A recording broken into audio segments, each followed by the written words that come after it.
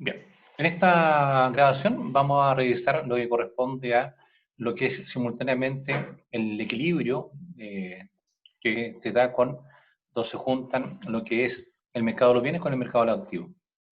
Para precisar un poco mejor, se le denomina generalmente el equilibrio simultáneo ISLM. IS, que refleja el mercado de los bienes porque es la unión de la inversión financiada por el ahorro, y el M porque implica que el M, demanda de dinero, está en equilibrio con lo que es la oferta de dinero. Este equilibrio simultáneo entonces implica que vamos a trabajar con las dos variables más relevantes hasta ahora, que son el nivel de ingreso y lo que es la tasa de interés.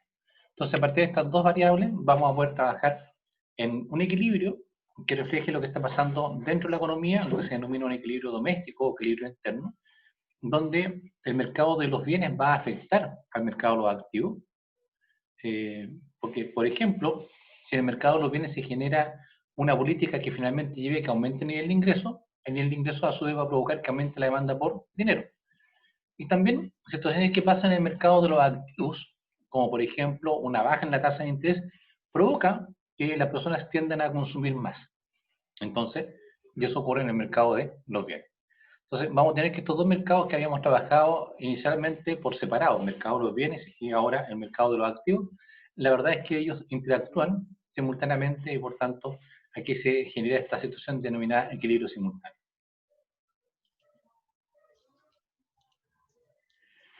Gráficamente entonces, teniendo nuestras dos principales variables que son el nivel de ingreso y la tasa de interés, vamos a proyectar sobre esto lo que es el mercado de los bienes a través de la que es la función de equilibrio de ese mercado que es la IS, y lo que acabamos de determinar hace un rato atrás, que corresponde a la función de equilibrio del mercado de los activos, que es la función LM. Entonces, pueden ver ustedes que gráficamente incluso estas dos funciones se cortan en algún punto, donde estas funciones se cortan entre sí, está lo que se denomina el equilibrio simultáneo, que se va a dar en este caso para ese nivel de tasa de interés, la tasa de interés y cero, si estamos en un momento cero, con un nivel de ingreso Y sub 0. Ahí está reflejado gráficamente este equilibrio con lo que es la función del mercado de los bienes y la función del mercado de los activos. Ahora, cuando realicemos algún ejercicio, vamos a trabajar al menos con tres gráficos distintos de forma simultánea.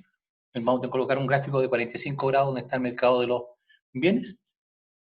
Vamos a graficar otro gráfico donde está el mercado del dinero como tal, con la oferta de dinero y la demanda de dinero, y además lo que es la ISLM. Entonces vamos a trabajar simultáneamente con tres gráficos para explicar las situaciones de equilibrio o desequilibrio o las políticas que se aplican de parte del gobierno.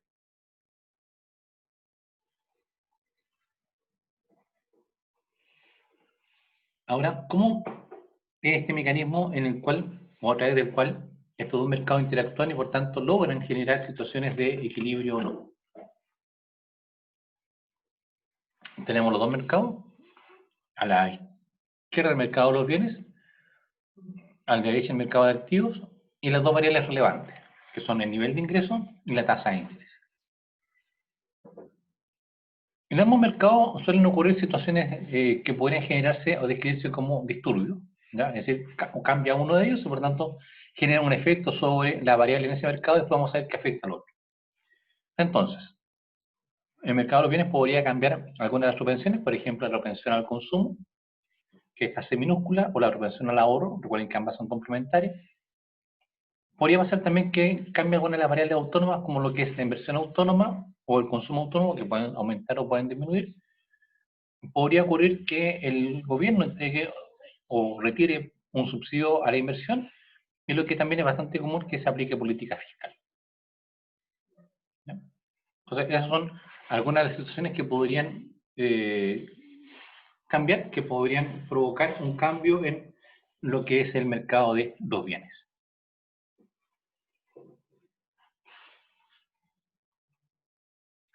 En cambio, en el mercado de los activos tenemos que situaciones que podrían modificarse y que serían consideradas entre comillas un disturbio son lo que vamos a denominar como decisiones de cartera, es decir, cuando las familias deciden modificar su estructura de preferencias por mayor liquidez o mayor rentabilidad y por tanto cambia la cantidad o la tenencia que tienen de estos dos bienes, dinero y bonos, en su portafolio. También podría darse una situación que se llama monetización del déficit fiscal, que lo vamos a ver en unos minutos más de qué se trata. Y lo más común en términos de lo que vamos a desarrollar aquí en clase, en términos de ejercicio, son que se pueda aplicar una política monetaria, que fue la que vimos hace unos minutos atrás también.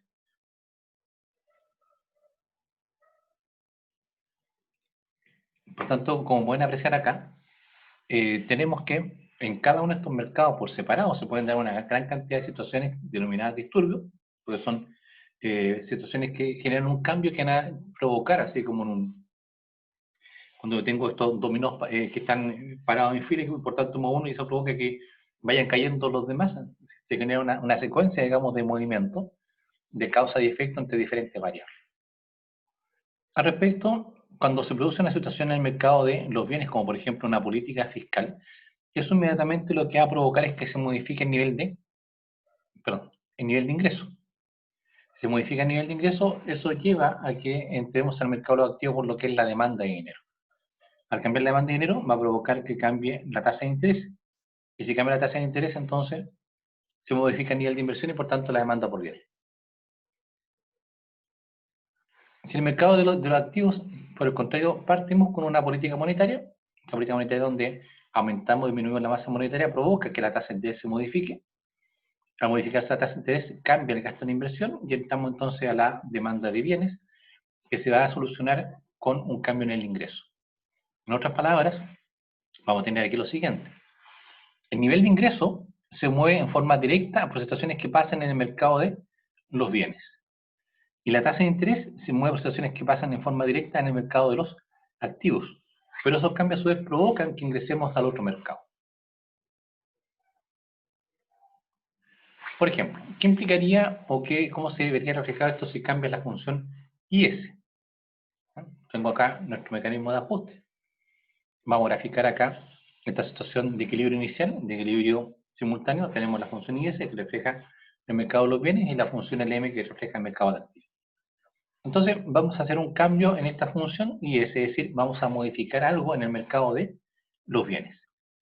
Ese algo, por ejemplo, podría ser una política fiscal expansiva, como lo que podría ser que aumente el gasto de parte del gobierno. Entonces, si el gobierno aumenta el gasto, ¿la demanda por bienes va a aumentar o va a disminuir?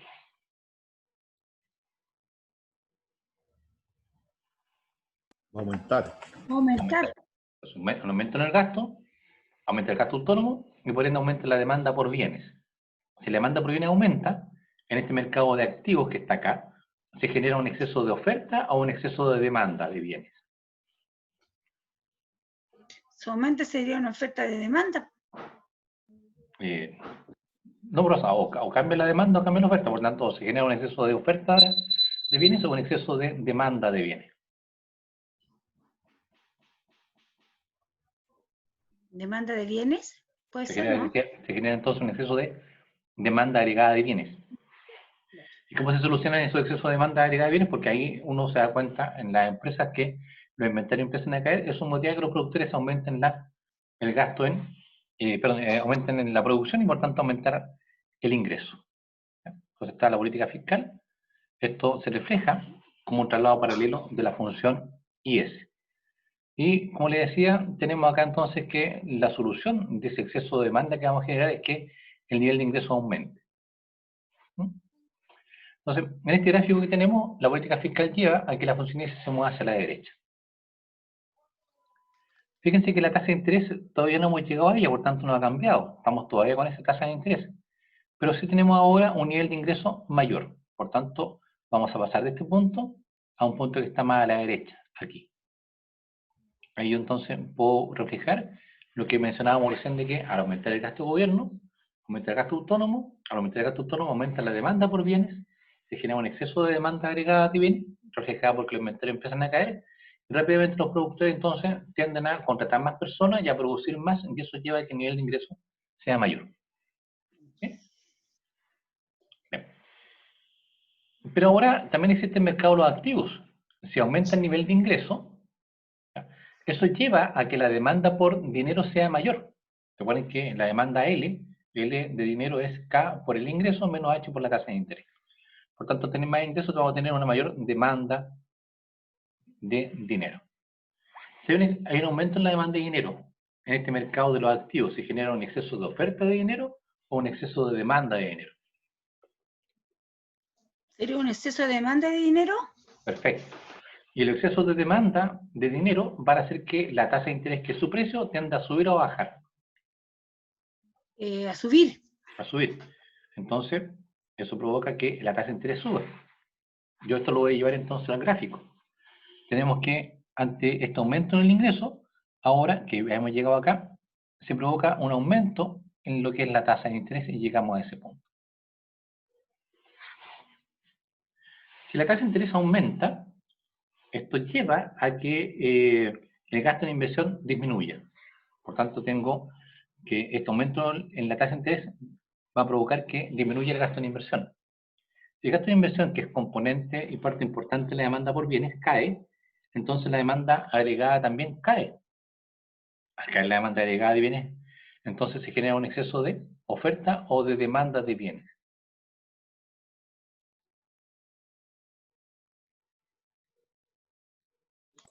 ¿Exceso viene? ¿De oferta o de demanda en el mercado de los bienes? De oferta. De oferta, muy bien. Si al haber un exceso de oferta, entonces Claro. vamos a tener que en el mercado de los bienes el nivel de ingreso va a caer. Porque, ¿qué pasa con los excesos de oferta de bienes? Los empresarios se dan cuenta que su inventario empiezan a acumularse.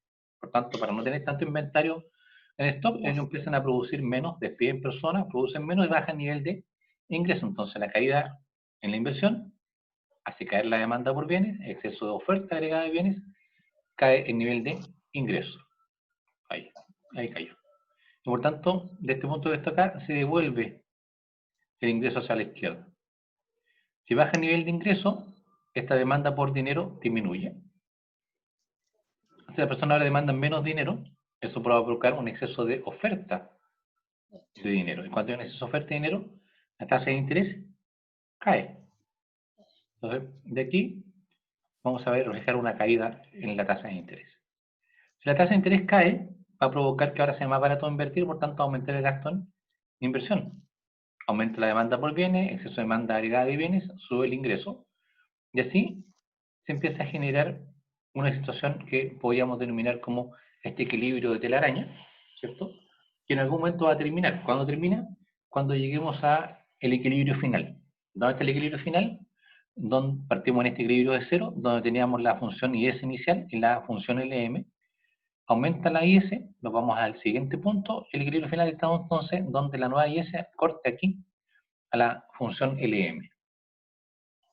Entonces, después de varias vueltas, vamos a poder decir de que la tasa de interés, perdón, que el nivel de ingreso, que era el objetivo de la política fiscal, aumenta, pero perdimos parte de ese aumento. ¿Por qué? Porque la tasa de interés sube. Ya entonces está terminado y desarrollado, por lo menos gráficamente, en este primer gráfico, lo que sería una política fiscal expansiva. La política fiscal expansiva efectivamente nos permite aumentar el ingreso, no tanto como lo habíamos visto anteriormente. ¿Por qué? Porque se pierde parte de ese aumento fruto del aumento en la tasa de interés.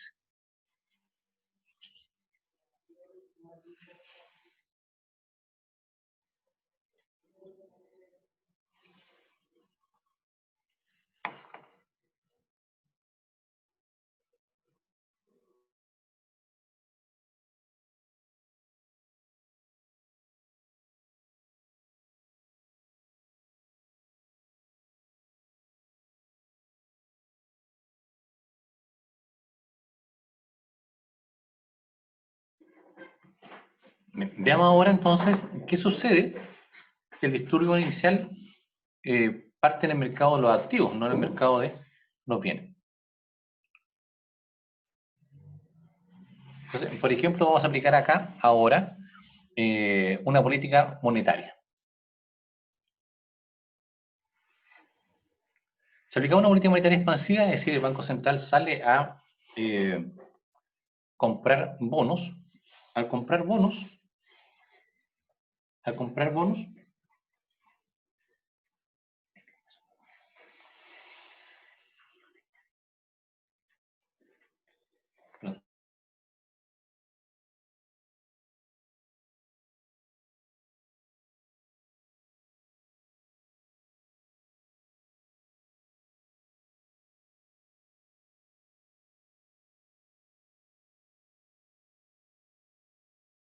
Pero me quedé sin audio.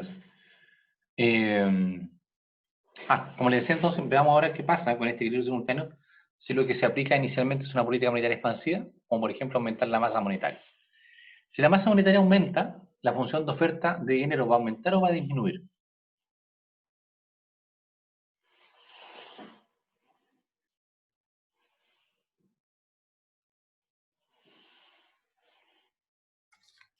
Profe, me perdí. ¿Me podría hacer la pregunta nuevamente? Bueno, estamos viendo otro ejercicio ahora. Vamos a partir en la situación en el mercado de los activos y aquí se aplica por parte del Banco Central una política monetaria expansiva. El Banco Central sale a comprar bonos y por tanto coloca más dinero nacional en el mercado. Se aumenta la masa monetaria. ¿Qué pasa con la oferta de dinero? ¿Va a aumentar o va a disminuir? Va a disminuir la oferta. Al contrario, si el Banco Central está colocando más dinero en la No, economía, aumenta la entonces aumenta. aumenta la oferta de dinero. Sí. Si la oferta de dinero aumenta, eso provoca un exceso de oferta de dinero o un exceso de demanda de dinero. La oferta de dinero. Y por tanto, cuando hay un exceso de oferta, la tasa de interés va a bajar o va a subir. Sube. Cuando hay exceso de oferta, en ¿Sí? cualquier mercado, los precios bajan. Bajan. Cuando hay Sí, exceso de demanda, en cualquier mercado los precios suben. Ahora, puntualmente en el mercado del dinero, el precio se llama tasa de interés. Por tanto, si hay un exceso de oferta de dinero, la tasa de interés va a bajar. Ahora, este aumento en la masa monetaria se refleja como un aumento de la LM. ¿No? Ahí está el aumento de la LM. Entonces, la consecuencia que teníamos acá es que la tasa de interés cae. Si ustedes se fijan, en este primer movimiento, todavía no hemos tocado el nivel de ingreso. Por tanto, tengo acá que a este nivel de ingreso inicial, lo único que ha sucedido es que la tasa de interés cae, vamos a suponer, por ejemplo, que cae de 0 y 1. Entonces pasamos de aquí a acá. ¿Ya estamos en equilibrio?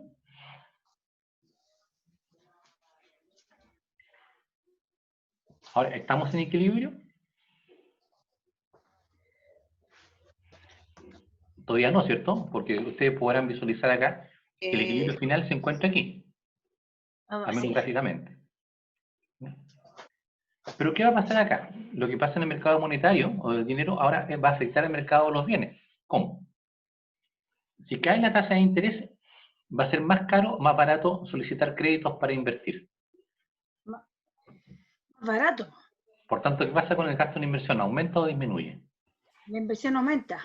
Aumenta. Entonces, ahí tenemos un aumento en la inversión. Si la inversión aumenta, la inversión es parte de la demanda de bienes, por tanto vamos a tener una demanda de bienes mayor. Aumenta la demanda por bienes en el mercado de los bienes. Se genera, por tanto, un exceso de demanda agregada de bienes, los inventarios empiezan a caer. Por tanto, ¿qué decisión toman los productores respecto a la producción? ¿Van a producir más o van a producir menos? Más. Más. Y eso lleva a que el nivel de ingreso aumente. Entonces, ahora esto lo tengo que reflejar en el gráfico. Estábamos en este punto, habíamos pasado del punto 0 al punto 1, y ahora, a esta tasa de interés, el nivel de ingreso aumenta. Y llegamos a ese punto. Si aumenta el nivel de ingreso, eso va a hacer que nuevamente entremos al mercado del dinero. ¿Por qué? Porque en el mercado del dinero tengo la función de demanda de dinero, y la demanda de dinero depende directamente del nivel de ingreso. Por tanto, si aumenta el ingreso, aumenta la demanda de dinero. Se generaría, por tanto, en este mercado del dinero, un exceso de demanda de dinero. Y cuando hay un exceso de demanda, ¿qué pasa con la tasa de interés? Cuando hay exceso de demanda, Aumenta. Cuando hay un exceso de demanda de dinero, la tasa de interés va a subir. Acá, si fijan, aumentó la tasa de interés. Y esto lo reflejo que desde este punto voy hacia arriba con la tasa de interés más alta. Si la tasa de interés sube, entonces ahora, si la tasa de interés sube, el gasto de inversión va a ser menor. Aquí, cae el gasto de inversión. Si cae el gasto de inversión, la demanda por bienes también disminuye. Y por lo tanto, eso va a provocar que se genere un exceso de oferta de bienes que lleva a que el nivel de ingresos caiga. Por lo tanto, de este punto que estoy acá, me devuelvo respecto a lo que hay en nivel de ingresos, Y así nos vamos a seguir moviendo, porque si cae el ingreso, cae la demanda de dinero, y por tanto nos vamos a empezar acá con un equilibrio tipo telaraña, concéntrico hasta que lleguemos finalmente a este punto donde llegamos al equilibrio final, que es donde la nueva L corta la IS. Entonces tengo que la política monetaria efectivamente hace que caiga la tasa de interés, pero no tanto, porque no cae hasta ahí uno, porque se devuelve, porque aumentó el nivel de ingreso. Entonces, cuando vimos hace unos minutos atrás lo que era la política monetaria, decíamos, la política monetaria lleva a que la tasa de interés baje, sí, pero como esto también lleva a que aumente el ingreso, se pierde parte de la caída de la tasa de interés. Ahora, cuando nosotros hagamos ejercicio, el ejercicio no va a ser tan largo como en este caso, estoy viendo como un proceso de ajuste extenso, para entender cómo los mercados se afectan mutuamente. Pero en el ejercicio yo voy a partir explicando el equilibrio cero, o sea, en realidad parto siempre del equilibrio cero, el equilibrio, el punto 1 y después el equilibrio 2. Ese va a ser como la forma como se va a explicar los ejercicios. ¿Se entiende un poco mejor? Yo sé que esto es complicado a primera vista de poder verlo porque tenemos que ir teniendo en mente cómo se está moviendo cada mercado y más encima que un mercado afecta al otro. Pero las variables relevantes son el nivel de ingreso, que se modifica por lo que pasa con el mercado de los bienes. Si hay un exceso de demanda de bienes, el nivel de ingreso sube. Si había un exceso de oferta de bienes, el nivel de ingreso cae. El cambio en el nivel de ingreso hace que cambie la demanda por dinero. Y por tanto, el cambio en la demanda por dinero provoca exceso o de oferta o de demanda de dinero que se solucionan con cambios en la tasa de interés. Y los cambios en la tasa de interés provocan cambios en el gasto de inversión que nos lleva nuevamente al mercado de los bienes. Así que ese es más o menos el mecanismo de ajuste. ¿Dudas hasta acá?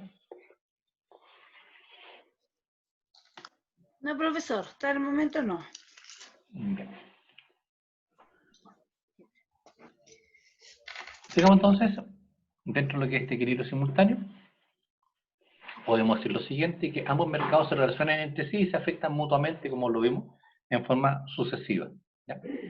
Pero lo que puedo decir yo respecto a lo siguiente, el nivel de ingreso cambia por situaciones que ocurren en el mercado de los bienes, y la tasa de interés cambia por situaciones que están pasando en el mercado de los activos. ¿Ya?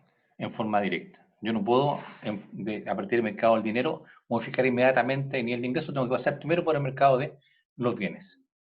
Así también, yo no puedo del mercado de los bienes pasar inmediatamente a modificar la tasa de interés, tengo que pasar primero por el mercado del dinero.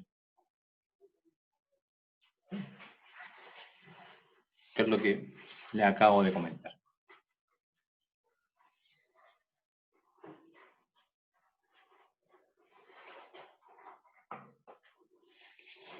Ahora vamos a ver algunas situaciones particulares que se dan en este mercado, con el equilibrio simultáneo, que son las situaciones especiales. Puntualmente vamos a ver tres situaciones especiales.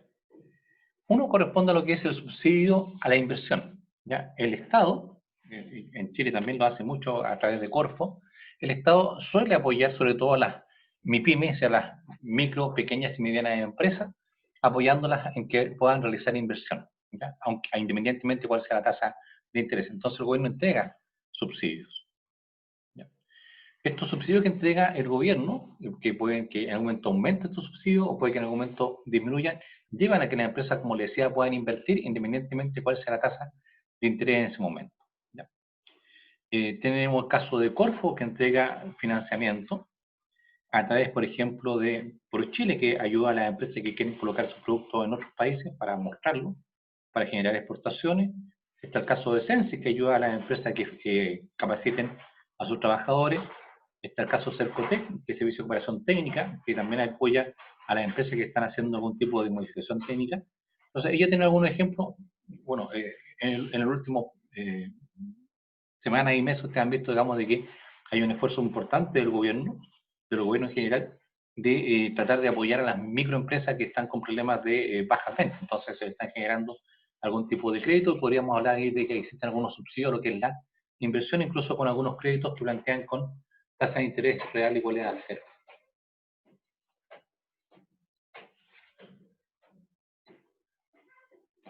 Ahora, ¿qué implica esto? Implica que a la misma tasa de interés que hay en el mercado, el gasto en inversión puede aumentar cuando el gobierno entrega un subsidio.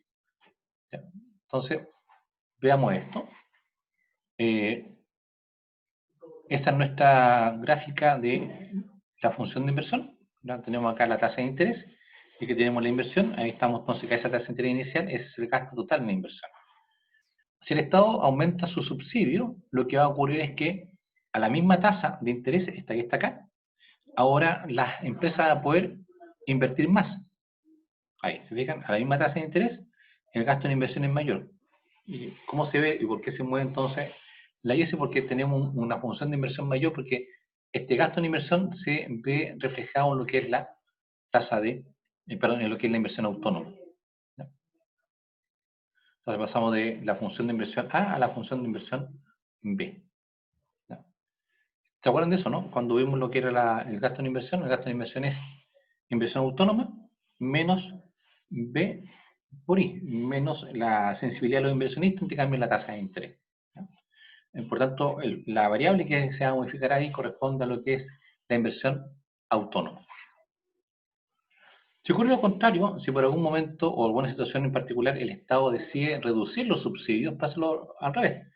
Partiríamos con este tasa de interés inicial y esta gasto en inversión inicial, la función de demanda, perdón, que en realidad es una demanda esto, demanda por fondos para invertir, la función de inversión, que está acá en color negro, se movería hacia la izquierda, y a la misma tasa de interés, como el Estado entrega menos subsidios, tenemos un gasto en inversión total menor. ¿No? Entonces, esa es la primera situación. ¿Preguntas?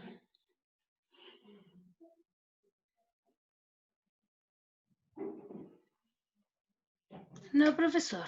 ¿No? No, hasta aquí no. Bien. Aquí Vemos no. un segundo caso, que corresponde a lo que es la monetización del déficit, que esperemos que no ocurra, pero ocurrió durante mucho tiempo en nuestro país y hay muchos otros países que lo siguen haciendo, que es lo siguiente. Cuando vimos presupuesto fiscal, el presupuesto fiscal tiene dos grandes componentes. Uno son los egresos que realiza el gobierno, un gasto gubernamental, por ejemplo, y transferencias, y otros son los ingresos. Las principales fuentes de ingresos del Estado son a través de la recaudación tributaria, es decir, a través del cobro de impuestos. Sin embargo, hay ocasiones donde los gobiernos deciden gastar más, gasto más y entrego más transferencias. Entonces, ¿cómo lo hacen? Lo hacen de la siguiente forma: van al Banco Central, van al Banco Central y le piden al Banco Central que imprima billetes. Y por tanto, al imprimir billetes, le pasa o le entrega un préstamo al gobierno de billetes recién impresos. Billetes que obviamente, como ustedes podrán suponer, no están respaldados en la producción, sino que se aumentó nomás la masa monetaria. Entonces, eso que está ahí, esa situación se denomina monetizar el déficit fiscal, es decir, yo voy a hacer más gasto, voy a entregar más transferencias y voy a poder hacer ese gasto y esa transferencia porque voy a tener dinero, porque el Banco Central se puso a imprimir papel moneda. ¿Ya? Por tanto, no está respaldado en un aumento en la producción, sino que solamente en un aumento en la masa monetaria. ¿Sí? O sea, en el fondo, un préstamo que fabrique los billetes del banco le hace un préstamo al Estado. Correcto. Ahora, ¿cuál es el problema de eso? Que eso ocurrió en Chile hasta los años 90, digamos, desde el año 1925, cuando se crea el Banco Central, hasta 1990, donde el Banco Central queda autónomo. En general, todos los gobiernos le pedían eso en algún momento al Banco Central, y el problema es que después eso no se devuelve. Esos préstamos que le hacían el Banco Central a los gobiernos de turno no lo devolvían, y después, como venía otro gobierno, tampoco se preocupaban de devolverlo. Pero ¿cuál es el efecto de eso? Es que provoca inflación, y muchas veces bastante inflación. Entonces, una política fiscal que implica un aumento del gasto, un aumento de las transferencias, que lo financio no con mayor ingreso, sino que solamente con papel moneda, eso es lo que se denomina monetización del déficit fiscal, que obviamente, claro, permite que en un primer momento el gobierno pueda gastar más o entregar más beneficios, pero sin ningún sustento en términos de ingreso, y por tanto, al final, lo único que va a provocar una mayor inflación. Profesor, entonces, por decir ahora, las transferencias que están haciendo a nivel de medida económica que se hizo a nivel del país, si no hay ingresos, pueden pedirle que fabriquen más billetes del Banco Central y con eso cubren. Podría hacerse, ahora en Chile no se hace, porque desde el año 90 el Banco Central es autónomo. Y el Banco Central tiene prohibido prestarle a los gobiernos plata. Excepto, como le Ya. mencionaba, cuando vimos la fuente de emisión en dos situaciones. Cuando el país está en guerra con otro país, una guerra externa, o cuando estamos en proceso, un periodo previo a una guerra. Ahí el Banco Central Ya. podría prestarle dinero al gobierno de turno. Pero actualmente, por ley, el Banco Central no puede prestarle dinero al gobierno. Por lo menos en Chile. En otros países se hace. ¿Ya? Yo no quiero mencionar Que ningún en país Chile en particular. no devolvían la plata del banco, por eso. Bueno, en la real, los gobiernos sí han hecho alguna evolución, pero en general los gobiernos no lo Podríamos hacen. pedirle No lo hacen. Sí. O lo hacen muy poco. podríamos pedirle que nos fabriquen unos poquitos billetes entonces, pues, profe. Lo que pasa es que eso genera inflación. ¿Ya? Yo no quiero mencionar ningún país para no afectar, ningún país extranjero como Argentina, Venezuela, para no ofender a nadie, donde podrían hacerse esas situaciones, digamos, con gobiernos anteriores. ¿Ya? Pero ahí uno puede mirar, digamos, qué ha pasado ¿no? en la cuadra, digamos, nuestra zona sudamericana, y van a ver países que sí hacen alta monetización y, digamos, cómo están desde el punto de vista económico y desde el punto de vista de la inflación también. Por las nubes. Claro. O sea, no es por criticar a ningún gobierno en particular, pero el señor Maduro allá en su país, el ingreso mínimo lo ha subido como 20 veces, digamos, en los últimos 3 años, y sube el ingreso, porque coloca Es una billetes barbaridad. nomás, pero, porque lo están recién impresos los billetes, pero la inflación que tiene la más alta a nivel mundial, Pero una inflación, claro, de por las millones. nubes. Exacto. Bien. Entonces, como les decía, esta medida que va a provocar un déficit porque no está financiada con un ingreso. Entonces, si yo me pongo a gastar sin generar ingresos, obviamente eso genera un déficit que está respaldado no por los ingresos públicos, sino que solamente respaldado por una mayor emisión. ¿Ya? Y eso trae como consecuencia inflación. Y ese es el motivo por el cual en Chile no se hace, está prohibido hacerlo. Bien. Y la última, con esto terminamos la clase de hoy día, el último situación especial que se da en este equilibrio simultáneo corresponde a lo que se denomina el efecto de desplazamiento, que en inglés recibe el nombre de crowding out. ¿Ya? No sé si está bien pronunciado, pero algo lo maneja, se pronuncia así. Que es cuando la política fiscal, ojo, solamente política fiscal, no política monetaria, cuando la política fiscal provoca que la tasa de interés aumente. ¿Ya? ¿Qué tiene de malo eso? Que si la tasa de interés aumenta, el gasto de inversión disminuye, porque es más caro ir a pedir crédito. Entonces, ¿por qué se llama efecto de desplazamiento? Porque si la tasa de interés sube provocada por una política fiscal, los privados invierten menos y por tanto de alguna forma los privados se retiran o salen de la economía. Hay una menor participación de los inversionistas privados en la economía.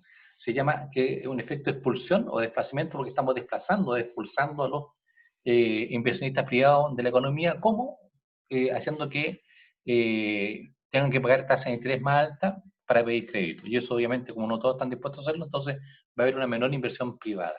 Ese es el efecto de expulsión o desplazamiento. Para que se entienda más claramente, entonces tenemos acá alguna política fiscal, puede ser un aumento del gasto de gobierno, puede ser un aumento de la transferencia, una baja en la tasa impositiva, y si eso provoca que la tasa de interés suba, vamos a ayudar a que los inversionistas privados inviertan menos y por tanto son desplazados de la economía. Ahora alguien podría decir, ¿sabe? Pero si el Banco Central hace política monetaria contractiva, pasa lo mismo. Una política monetaria contractiva provoca un aumento de la tasa de interés, provoca una menor inversión y provoca que los privados inviertan menos. Y tienen toda la razón, pero esa situación no recibe el nombre de efecto de expulsión. El efecto de expulsión solamente es a consecuencia de políticas fiscales. Entonces ahí tenemos nuestro mecanismo de ajuste y las tres situaciones especiales: subsidio de la inversión, la monetización del déficit y el efecto de desplazamiento. ¿Sí? Estamos listos entonces con la materia y la próxima clase ya partimos con ejercicio, o lo pueden a lo mejor partir ahora con el ayudante. ¿Preguntas? ¿Dudas?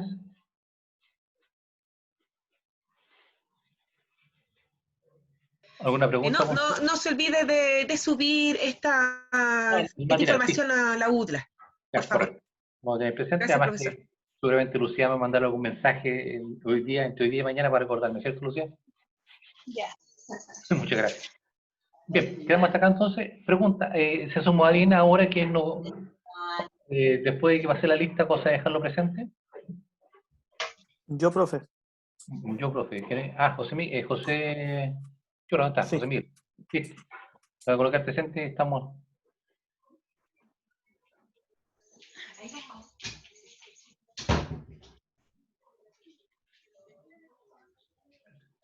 Economía 2.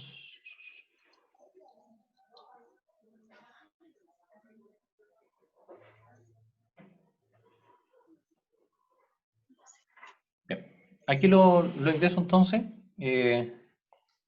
José Miguel, para que quede presente. Gracias, profe. Dame un segundo para que lo puedas ver. Y estamos listos con lo que es la grabación.